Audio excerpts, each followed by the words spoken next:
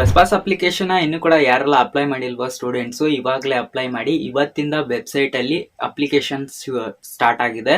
ಸೇವಾ ಸಿಂಧು ವೆಬ್ಸೈಟ್ ಅಲ್ಲಿ ನೀವು ಅಪ್ಲೈ ಮಾಡಬೇಕಾಗುತ್ತೆ. ಡಿಸ್ಕ್ರಿಪ್ಷನ್ ಬಾಕ್ಸ್ ಅಲ್ಲಿ ಅಫಿಷಿಯಲ್ ವೆಬ್ಸೈಟ್ ಲಿಂಕು ಮತ್ತೆ ನೀವು ಅಪ್ಲಿಕೇಶನ್ ಫಾರ್ಮ್ ಅನ್ನ ಡೌನ್ ಮಾಡ್ಕೊಂಡು ಫಿಲ್ಅಪ್ ಮಾಡಿ ಕೊಡಬೇಕಾಗುತ್ತೆ. ಅದನ್ನ ಕೂಡ ಕೊಟ್ಟಿರ್ತೀನಿ ನೀವು. ಅಂಡ್ ಆಲ್ಸೋ ನಿಮ್ಮ ಸ್ಕೂಲ್ ಅಥವಾ ಕಾಲೇಜ್ಗೆ ನೀವು ಕಟ್ಟಿರೋಂತ ಫೀಸ್ ರಿಸಿಪ್ಟ್ ಅನ್ನ ಕೂಡ ಅದಕ್ಕೆ ನೀವು ಅಟ್ಯಾಚ್ ಮಾಡಬೇಕಾಗುತ್ತೆ.